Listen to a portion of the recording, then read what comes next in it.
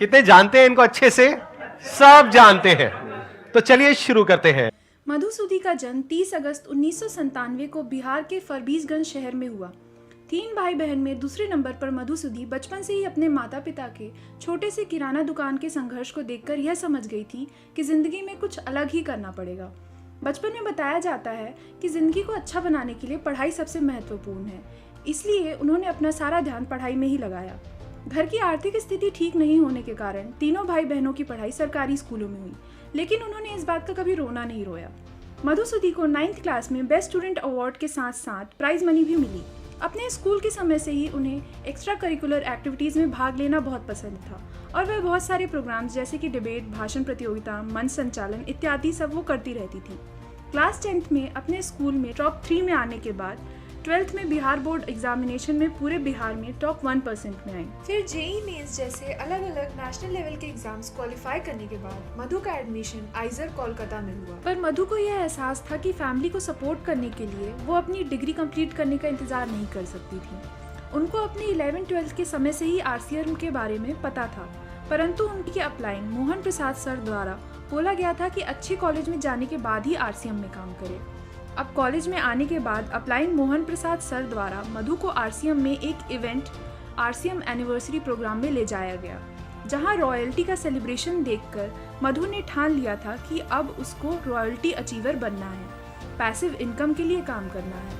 इस फैसले के बाद उन्होंने पूरी ताकत और हाई स्पीड के साथ काम करना शुरू किया। अपलाइन के गाइडलाइन और मम्मी के फुल सपोर्ट ने उन्हें यह रास्ता और आसान कर दिया।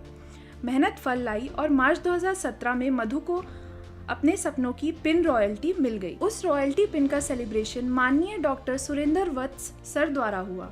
उस सेलिब्रेशन प्रोग्राम में अपनी मां को मिले सम्मान के बाद मधु ने अपना स्पीड और बढ़ाने का फैसला किया और अपनी लर्निंग भी बढ़ा दी।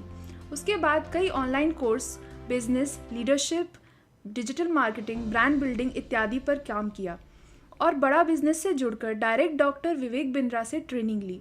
साथ ही चैट विद सुरेंद्र वत्स जैसे चैनल में एज अ ब्रांड एम्बेसडर बनकर उन्होंने बहुत कुछ सीखा और लगातार अपनी रॉयल्टी की पिन बदलती चली गई। लक्ष्य इतना बड़ा था कि लोगों के ताने, रिजेक्शन, थकान इन सब से कोई फर्क नहीं पड़ता था और देखते ही देखते दिसंबर 2019 में टेक्निकल पिन पर्ल हासिल हुई। मधु का खुद से कमिटमेंट था कि अपना कॉलेज खत्म होने से पहले टेक्निकल बनूंगी और उन्होंने यह कर भी लिया। अपनी स्पीड को और बढ़ाने का सोच ही रही थी कि तभी लॉकडाउन आ गया और उन्होंने तुरंत खुद को डिजिटली काम पर लगा दिया। वेबिनार, यूट्यूब, सोशल मीडिया के द्वारा बिजनेस बिल्ड करना शुरू कर दिया और लॉकडाउन के दौरान सितंबर 2020 में उन्होंने अपने पिन को स्टार पर्ल में अपग्रेड किया। उसके बाद आरसीएम कंपनी के द डायमंड मैगजीन में उनकी स्टोरी भी आ गई। लॉकडाउन में जहां दुनिया तंगी से परेशान थी, वहीं मधु ने अपना घर पर ही वंडर वर्ल्ड क्विक ओपन करके अपनी मां को गिफ्ट किया। आज उनके mummy papa RCM wonder world quick चलाते हैं। साथ में मम्मी पूरा बिहार का बिजनेस संभालती हैं। टीम की पूरी मेहनत और सभी अपलाइन के सहयोग द्वारा आज मधु एमराल्ड पोजीशन पर हैं, जो कि उन्हें दिसंबर 2021 में हासिल हुई। आज मधु आइजर कोलकाता में पीएचडी कर रही हैं और साथ में कई सोशल कॉज जैसे सक्सेस कर एक पहल के लिए अपना वक्त देती हैं।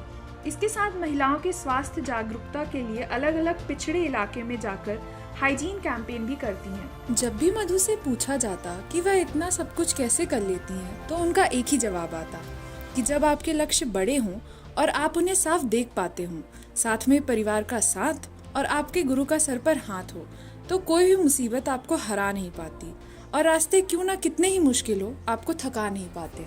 हालात की बंजर जमीन फाड़ कर निकली हूँ, बेफिक्र रहिए, मैं शोहरत की धूप में नहीं जलूंगी। आप बस साथ बनाए रखिएगा, अभी तो मैं लंबा चलूंगी। सारे जहां पे भारी मेरे भारत की बेटी, दिल जान है शान हमारी मेरे भारत की बेटी। जीती रहो जी